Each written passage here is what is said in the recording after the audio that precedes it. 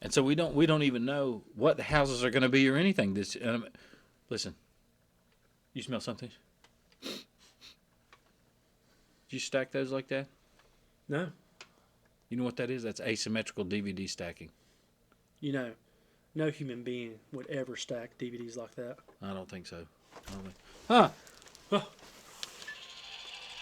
I don't know if we can afford this. Too bad. He can call.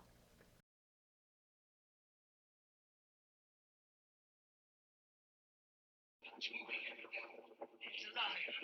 Oh, it's alive. It's alive. It's alive. It's alive. Oh, in the name of God. Now I know what it feels like to be God.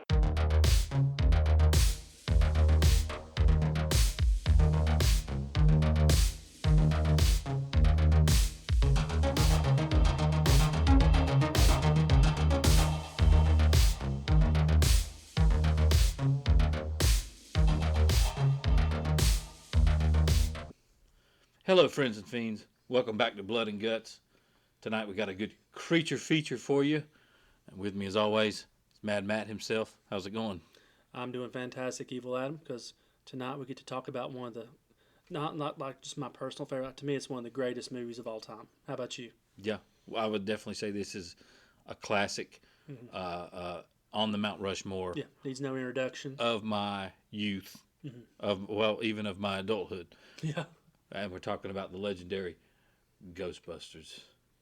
Just in time for the new film, Yep. we decided we would talk about the classic, just to kind of build some hype, to get everybody pumped up for the new film. What do you think, Mad Matt?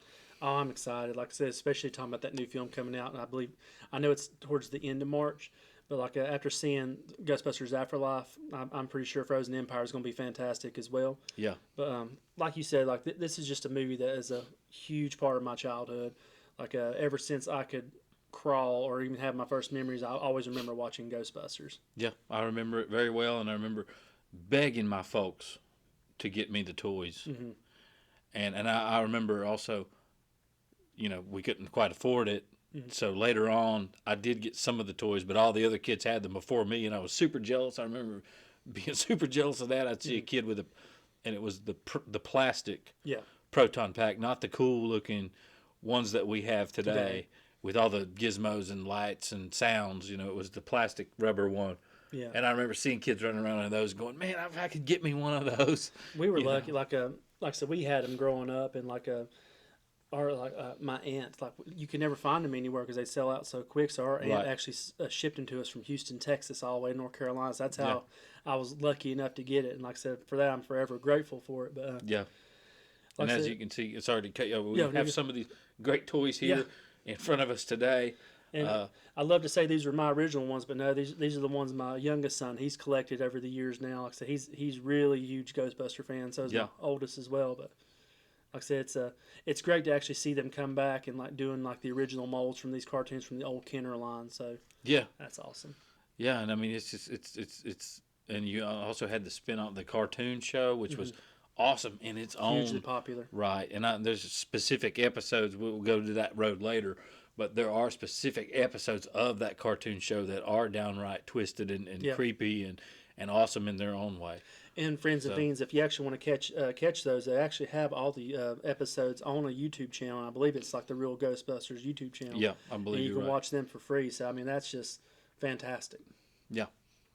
But, so go ahead and kick us off here. Moving right along. Of course, this is the great Ghostbusters that come out released in 1984. Mm-hmm. It was the brainchild of Dan Aykroyd, but I mean, him and Harold Ramis did a fantastic job on the script because we all know this was the original idea, was supposed to be set in the future where like the Ghostbusters were already franchised out, right, and they run into a bigger threat. But Ivan Reitman, when he looked at the script, he loved the initial premise, but he's like, you know what?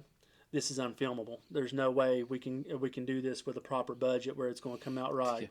Yeah, because they're battling through time and space and all this kind of cosmos and stuff. And so Ivan Reitman he teamed him up with Harold Ramis because they worked together on Animal House for those few years, and that was a match made in heaven because as much as I love Dan Aykroyd, it always seems like his better scripts are ones where he's actually worked with somebody that can kind of rein him in just a little bit. Yeah, rein down some of the over the topness of it, Yeah. Yeah, so like they worked on that, and when he was originally writing it, he had Peter Venkman's character in mind for John Belushi, but unfortunately he passed away at the I can't remember what age he was, but it was in 1982. Yeah, he was young. I want to say 30 something, but we'll put a correction in if that happens. I think to be he was wrong. 33. I think he was in his 30s. But yeah, so luckily we had Bill Murray waiting in the wings for this part because I know if, like, say, Belushi obviously had lived and made it, we would never know what Bill Murray could have done with the part. But Bill Murray did a fantastic job in the role of Peter Venkman. And it's just so. Yeah. So yeah, your whole cast is. I mean, it's a A-list cast of comedy actors, and they're perfectly casted. And it's all comedy, comedy and serious drama background.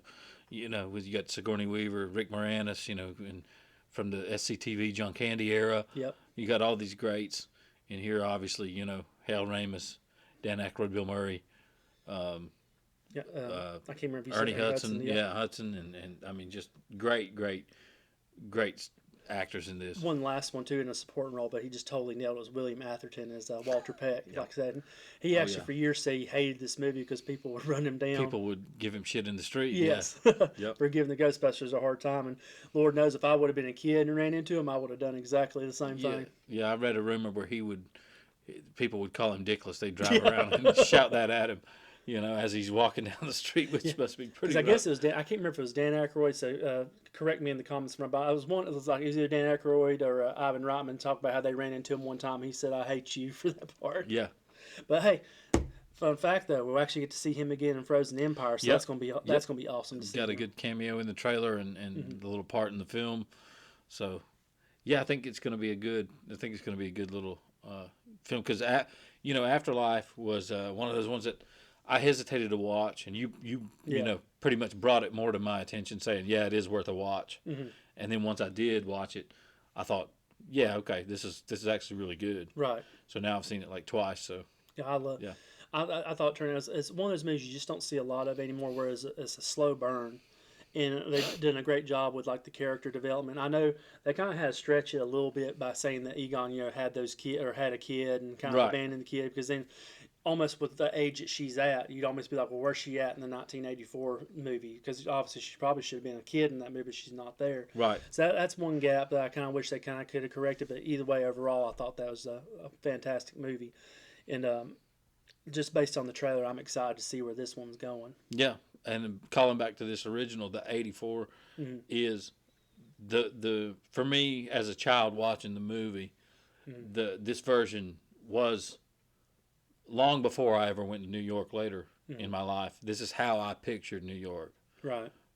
Long before I actually visited New York. This is what, when you would say New York City, this is the way I would picture it. And I feel like they did capture that essence of New York. It does. That gives it a good stamp on there. Yeah. But you're right. It's definitely a New York movie, like you said, and the way it's written. It just gives it more character by having it in that setting. So that's another reason you brought that up. I'm bringing Frozen Empire up again, just the fact they're back at New York. Back in New York, yeah. Back in New York, back in the firehouse. That's going to just be that much more, a little bit of nostalgia of seeing the older ones and just seeing them working together. Yeah, the firehouse, you got the classic scenes, the library, and in one part of the trailer, I believe it says all the ghosts they've captured are now released or something like that. So hopefully we get some callbacks to the librarian. Well, you see her in the trailer because I know a lot of people are kind of dogging it for the visual effects as opposed to the practical effects. And yeah, I want there to be some good, because that's what makes this 84 is the practical effects and the use of those effects to, it's ahead of its time. I mean, it's so ahead of its time. Think about it, and it even spawned the great attraction that we know and love from Universal Studios. And then it went through several iterations of... Yeah, but that Spooktacular was amazing. Yeah, oh man, that was so awesome. If you guys hopefully got to experience that back in its heyday. Yeah, leave in the comments, let us know what you thought about the Ghostbusters Spooktacular, because I know that's something I dearly miss. Oh, I know, and it's one of the first things that I remember. My parents did take me to Universal when I was young, and I remember seeing that Ghostbusters show and just wanting to turn around and get in line and do it again. Oh, I was so jealous because when we went, they actually Dan got picked by Lewis to go up to try out the proton pack, and he got to squirt Lewis all in the face, and like there I am in the crowd jumping up and down, going, "Pick me!" Yeah, and with the trials. Yeah. What was it? The little hat and the all the. Yeah, they're like trying to sell you on a franchise and stuff, so he got to use the equipment. But I mean, like I said, that just made me jealous because I didn't get to go up there. But props to Daniel for getting to do that and getting to wet him down. But one other kind of, we were talking about earlier about how he wrote the original part for John Belushi.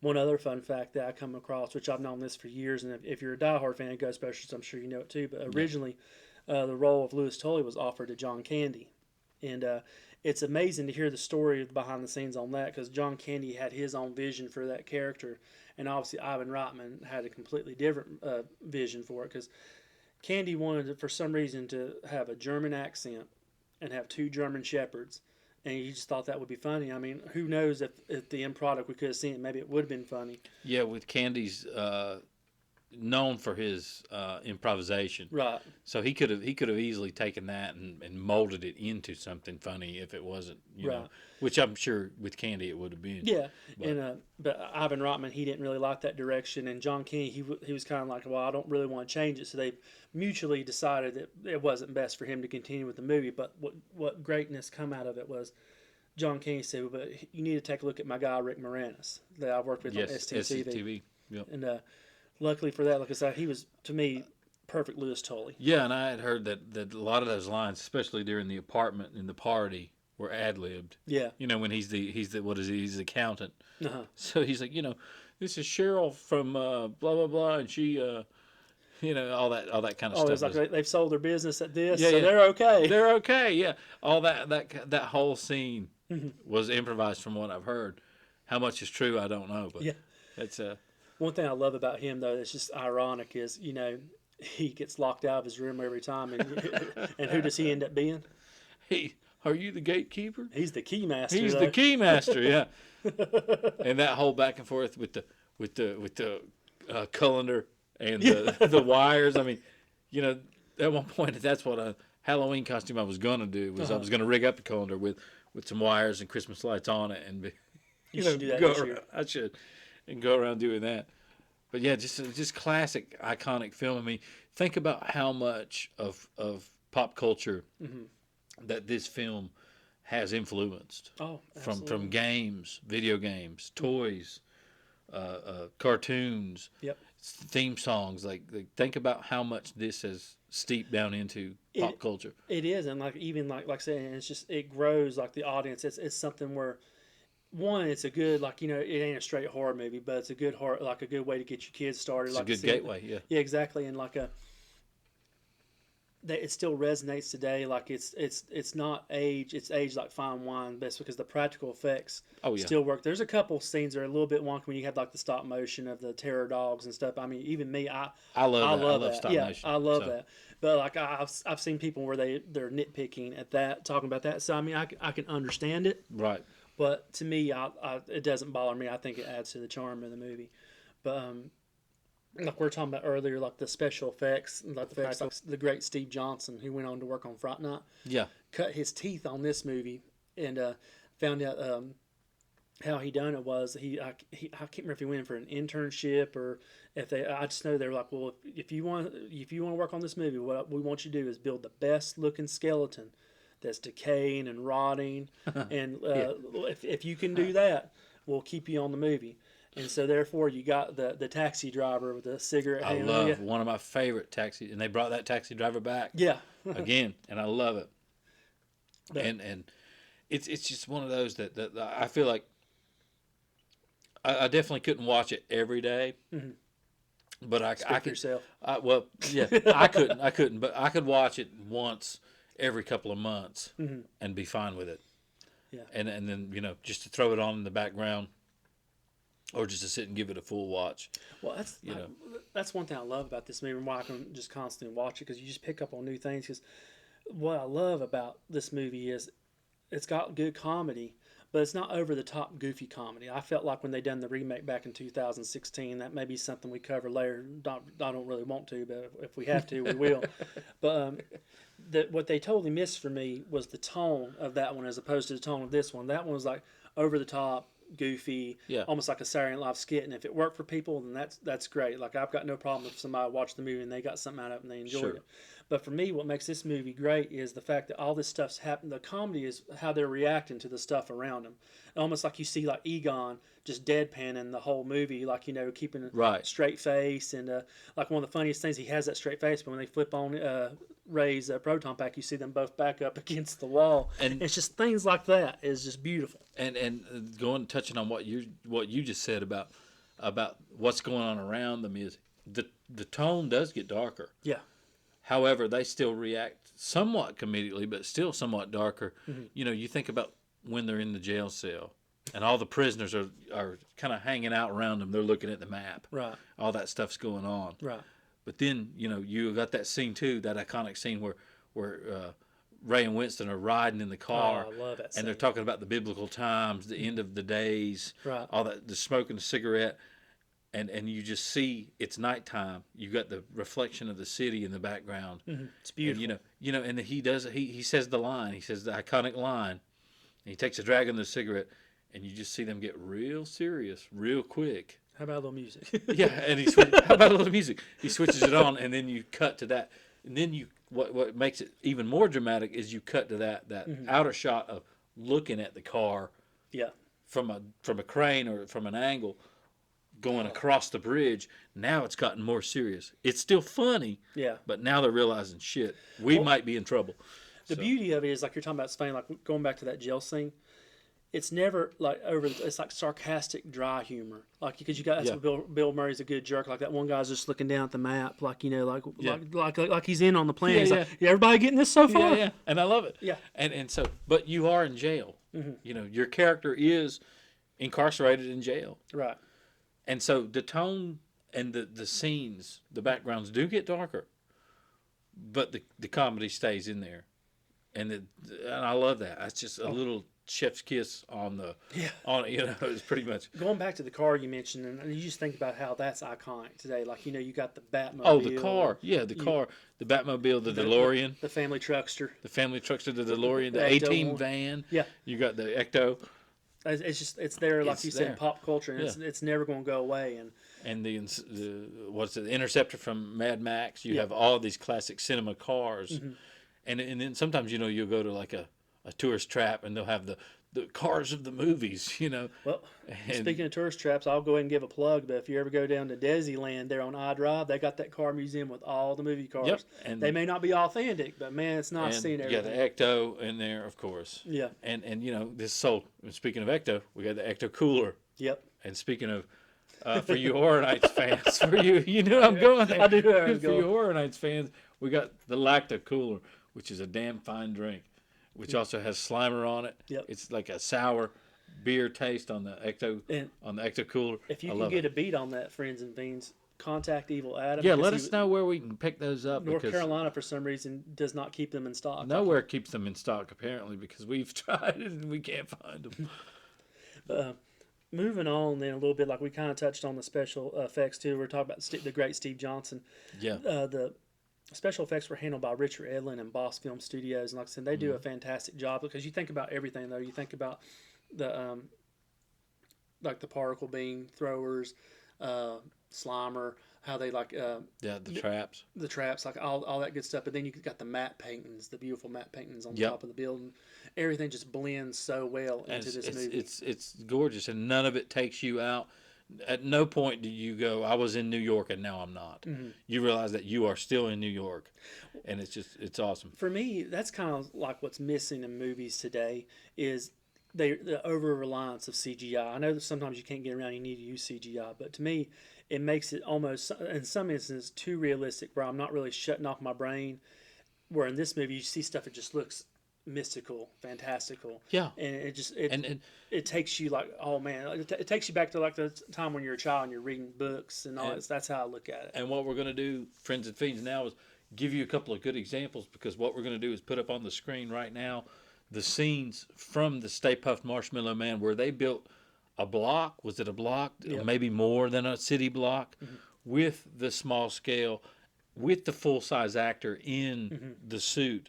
So they built scale model block of, or maybe more than one block of New York City, and we'll go ahead and throw that up on the screen right now so you can take a look at it. I've always, especially you're talking to a Godzilla fan, so to me that takes me back to like kaiju monsters. Oh, the kaiju monsters, yeah. But this is just a kaiju monster. But I mean, the details. Like imagine that's your job. Is to, I'm going to paint this tiny fire hydrant and this tiny building. I'm going to put that right here. But you know, taking you back to the plot of the movie, that's part that always tickled me. If anything they could put out there, they come up with 100-foot marshmallow man, and they're all looking at Ray like, "What'd you do, Ray? What did you do?" And it's such an iconic film. It's steeped. You know, you could go to a mall today if there was still a mall, and you could go to a Hot Topic. Yeah. And I guarantee that in the dark corner of that Hot Topic, you will find a Ghostbusters shirt or a hat or a bandana or a bag or something that has Ghostbusters merch on it. And that's how steeped in pop culture it is. It is. I mean, it's like I said, it's not going to go anywhere anytime soon. I mean, obviously, it's such pop culture. I know I've got written in my notes here is in 2015, it was actually selected for preservation by the Library of Congress due to its as it should be, due to its cultural impact. So that just goes to show like how big it was. Like for its time, budget was $25-30 million is what I found online. Come back making $295.2 million. Come second that year to the great Axel Foley, Beverly Hills Cop's #1 movie that year. Yeah, which was another great movie. Which is another great film. Yeah, but you got those. It's just talking about how it just continued to grow over the years. One thing we hadn't talked about too, while I'm thinking about it, popped in my head, the great musical story. What just popped in there? Yeah, what just popped in there? See what I did there? I tried. But the great score by Elmer Bernstein. Oh, I know, and that's what got. I mean, one of the things as a child when I watched it is you got the logo that comes up, and you have that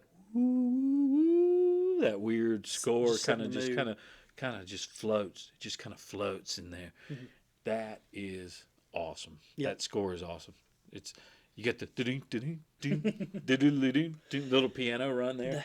It's just I can't do it justice. And that's one thing Afterlife done an amazing job with, because I mean, as much as I love Ghostbusters 2, it was totally missing like those beats that you think about, and Afterlife brought that back, and that was a great touch for it. Oh yeah, and it, I mean, going back to the cab driver, the skeleton with the lip, the actual articulated, lip movement, the cigarette, I don't remember what direction the customer gives the cab driver, blah blah blah street or whatever. Yeah, I'm in a hurry. I'm in a hurry. I'm in a hurry. And you just see him kind of. He's got his cabbie hat on, just kind of pulls the meter down. Just great stuff like that to really just bring this thing all together. And let's talk a little bit about the acting. I mean, Sigourney Weaver, awesome, great in this. I mean, as she's gonna be, and playing off of that, got the mayor character. I can't remember his name. Can't remember. I know he's a great character actor. I love him. Especially in part 2. What do you want me to do? Tell a million New Yorkers they got to be nice to each other? Lenny. Yeah. That's just. They said almost half of us voted for you. Almost half of us voted for you. Yeah, it's just such a. Oh man, what more can we say about this thing? Well, one thing I want to touch on, because we briefly touched on, was the video games, and you got the turds for the Nintendo, the Ghostbusters and Ghostbusters 2, and there's a couple other ones that we didn't get. There was a Sega game though I did not get to play, but always looked fascinating, where they got the oversized heads and they're running through, and for some reason they give no love to Winston in those. It's just always a 3. Yeah, I don't understand that. But did you ever play the one that came out in 2008 for PlayStation 3, and it's been remastered? No, but I have seen footage of it. Oh, Adam, it's amazing.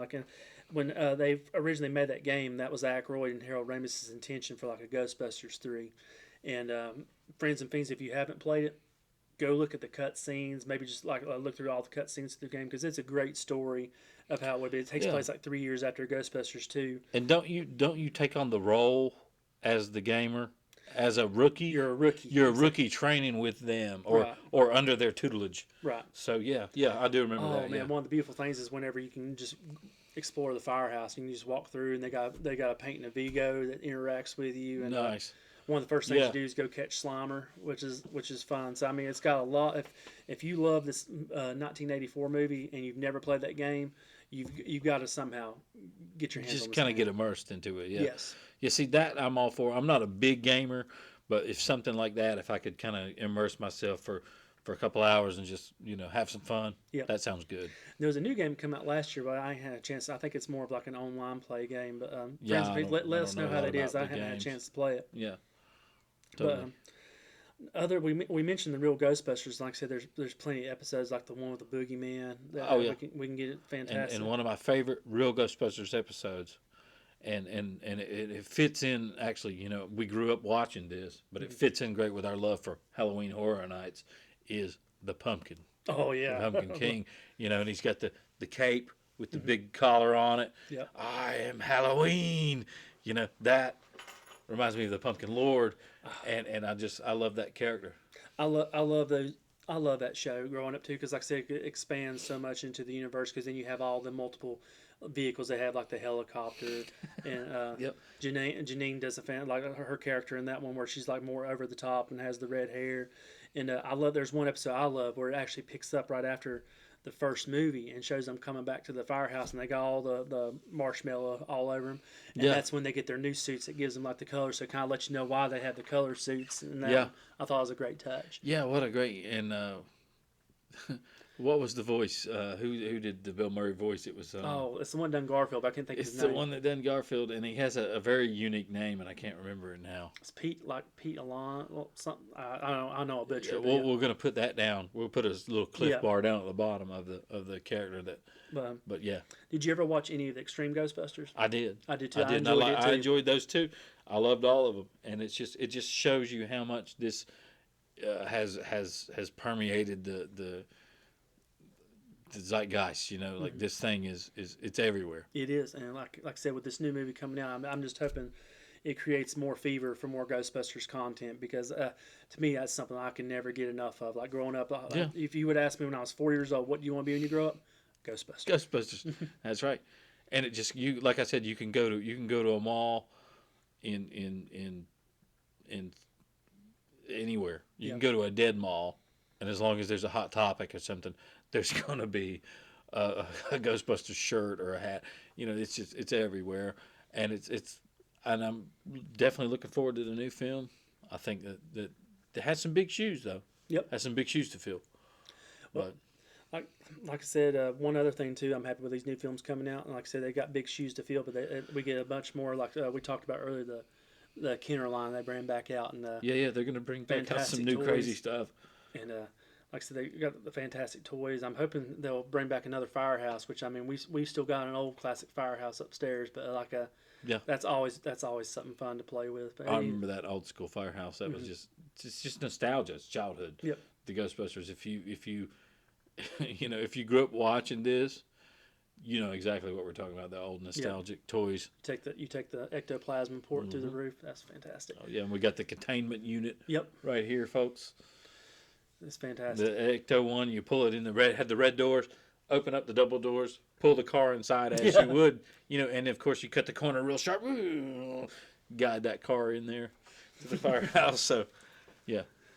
But I mean that about wraps it up with a nice big bow, friends and things. Like, let us know what you think of Ghostbusters. Is it something where, is it as important to you as it was in our lives growing up? Maybe like you're a little bit younger, maybe you're a little bit older, so you missed out on it. So just let us know in the comments what you feel.